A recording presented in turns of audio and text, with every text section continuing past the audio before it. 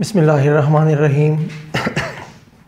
आज हम डिस्कस करने जा रहे हैं वोल्टेज सेल को या गलवानिक सेल को। ओके,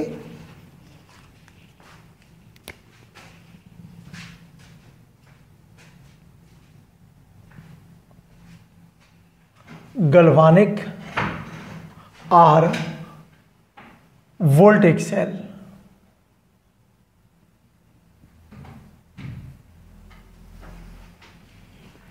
स्टूडेंट्स, इस बात को याद रखें कि वोल्टा एक साइंटिस्ट था, वोल्टा। सिमिलरली गलवानिक का नाम भी साइंटिस्ट के नाम से डिराइव किया गया। ओके, गलवानची साइंटिस्ट था, वोल्टा भी साइंटिस्ट था। इन्होंने इन सेल्स के ऊपर काम किया था, इसीलिए इनको गलवानिक और वोल्टेज सेल भी कहते हैं। सबसे बुनियादी बात यह है कि ये वो सेल्स हैं जो केमिकल एनर्जी को किस में कन्वर्ट करते हैं। केमिकल एनर्जी को ये लोग इलेक्ट्रिकल एनर्जी में कन्वर्ट करते हैं। कैसे कन्वर्ट करते हैं? इन सेल्स के अंदर एक स्पॉन्टेनियस रिएक्शन वाक़या होता है। इनके बॉडीज में एक स्पॉन्टेनियस रिएक्शन वाक़या होता है और यूं केमिकल एनर्जी हम इलेक्ट्रिकल एनर्जी में कन्वर्ट कर लेते हैं। प्लीज़ याद रखें, गलवानिक और वोल्टेज सेल में आपके पास जो कैथोड होता है, कैथोड पे पॉजिटिव चार्ज होता है और जो एनोड होता है उसके ऊपर नेगेटिव चार्ज होता है। ओके, हाँ, साइन का तो मसला आ गया है, लेकिन बिजनेस वही है। कैथोड पे पहले की तरह रिडक्शन वाक़या होगी और एनोड पे क्या होगा? ऑक्सीडेशन वाक़या होगी। डियर स्टूडेंट्स, प्लीज इन साइंस को आप याद रखें। इलेक्ट्रोलाइटिक सेल में साइन और थे, जबकि वोल्टेज सेल में साइन आपके पास और हैं। ओके, अगली बात की तरफ चलते हैं। गलवानिक और वोल्टेज सेल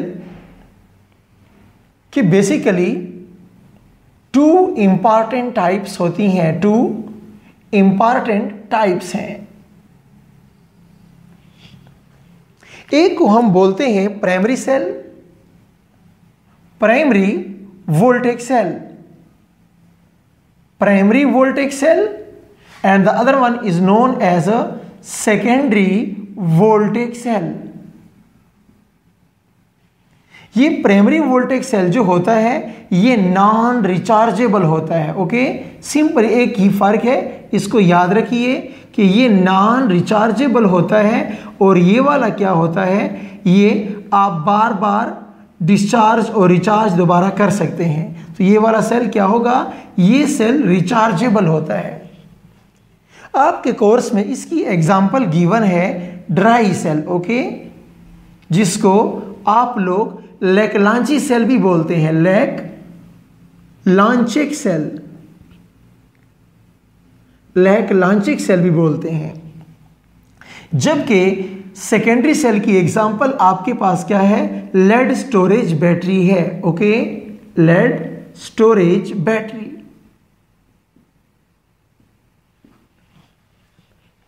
गलवानिक सेल और वोल्टेज सेल में एक स्पॉन्टेनियस रिएक्शन होता है। इस स्पॉन्टेनियस रिएक्शन के दौरान कैथोड पे रिडक्शन, एनोड पे ऑक्सीडेशन होती है। केमिकल एनर्जी इलेक्ट्रिकल एनर्जी में कन्वर्ट हो जाती है। ओके, तो आइए हम डिटेल से अब इनको डिस्कस करेंगे बारी बारी। ओके, तो अब मैं डिस्कस करने जा रहा हूं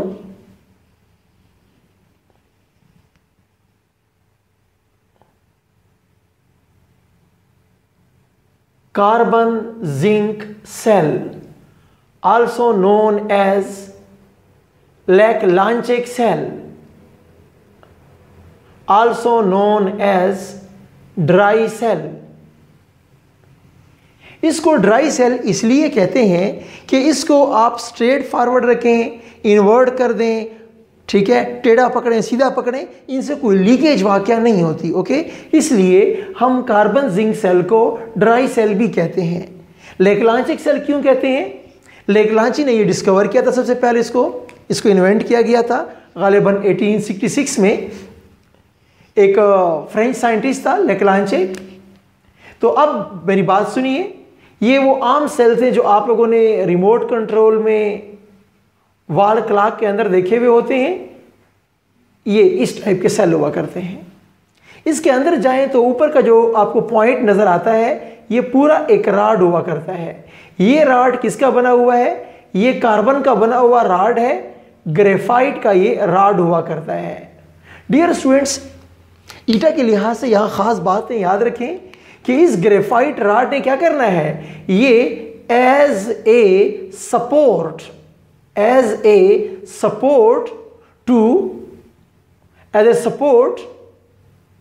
फॉर कैथोड काम करता है। ये खुद डायरेक्ट कैथोड नहीं है, ये as a support for cathode काम करता है।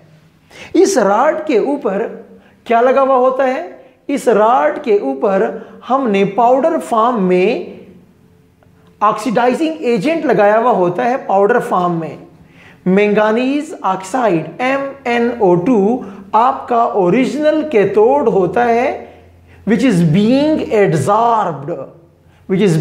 adsorbed at a carbon rod. इसको कार्बन रॉड के ऊपर क्या किया गया होता है? एडजॉर्ब किया गया होता है। ओके, उसके बाद क्या होता है? उसके बाद हम इस रॉड के गिर्द हम क्या लगाते हैं? हम आटा लगा लेते हैं। स्टार्च पड़ा हुआ होता है। स्टार्च का एक मकसद ये होता है कि जो वाटर पैदा होगा उसको एब्जॉर्ब कर दो। ये एज ए वाटर एब्जॉर्बर काम करेगा और ये सेल के लिए सपोर्ट, मैकेनिकल सपोर्ट प्रोवाइड करता है ये। ओके, इसके बाद क्या लगा हुआ होता है? इसके बाद हमारे इस सेल में एक इलेक्ट्रोलाइट भी मौजूद होता है। ये इलेक्ट्रोलाइट क्या होता है? अमोनियम क्लोराइड का बना हुआ इलेक्ट्रोलाइट होता है। ये हमारे पास मीडियम ऑफ द रिएक्शन है। ये आपके पास क्या है? इलेक्ट्रोलाइट हुआ करता है। एट द एंड ये बाहर का जो कवर होता है, ये कवर आपके पास जिंक का बना हुआ कवर होता है और ये cover act as a anode, ये cover act as a reducing agent. ये आपका रिड्यूसिंग एजेंट होता है और कैथोड वाला बंदा क्या होता है? As a oxidizing agent role play करता है। स्टूडेंट्स, आपको मेन चीजें याद रखनी होती हैं। इलेक्ट्रोलाइट कौन सा है? अमोनियम क्लोराइड है। चूंकि ammonium chloride is acidic salt, ये चूंकि आपके पास एसिडिक साल्ट है, that's why dry cell is known as an acidic cell. इसीलिए इसको हम क्या कहते हैं कि ये तो एक एसिडिक सेल होता है। आइए हम इस सेल की केमिस्ट्री को डिस्कस करते हैं। केमिस्ट्री क्या होगा? रिएक्शन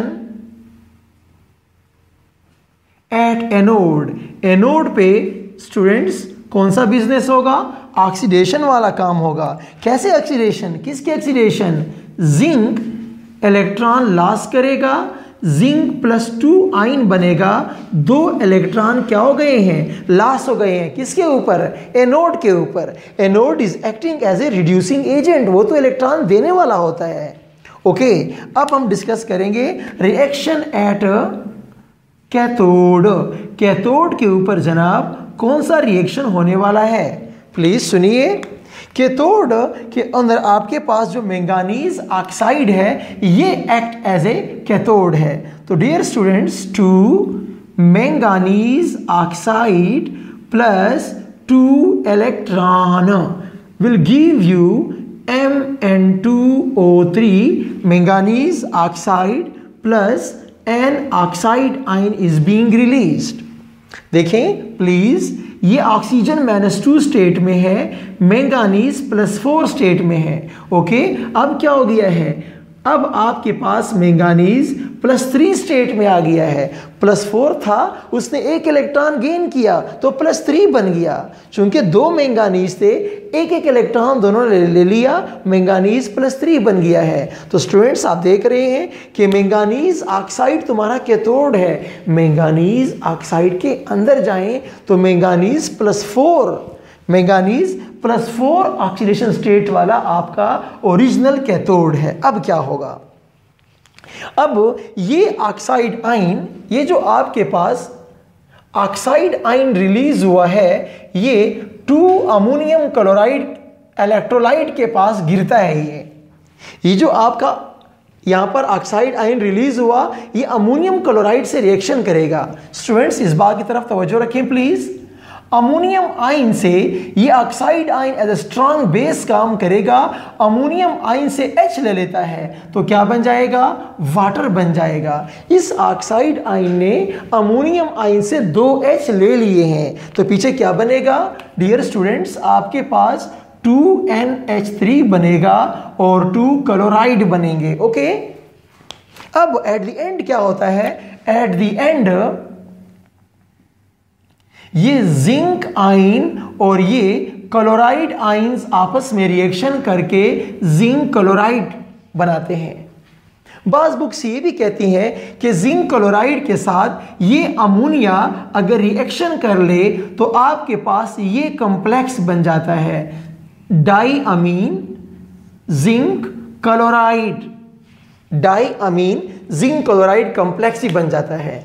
इस सेल को आग के अंदर फेंकना क्यों मना है, क्योंकि जो बनने वाली अमोनिया गैस है ये अपॉन हीटिंग एक्सपैंड होगी तो छोटे मोटे पटाखे की आवाजें आप सुन सकते हैं। Okay, it's all about the working of zinc carbon cell. Zinc आपका एनोड था और कार्बन तुम्हारा कैथोड नहीं है। Please, carbon is acting as a rod to support the powder form of manganese oxide. Manganese oxide solid form में, rod की form में नहीं मिलता, पाउडर फॉर्म में हम इनको यूज किया करते हैं। ओके।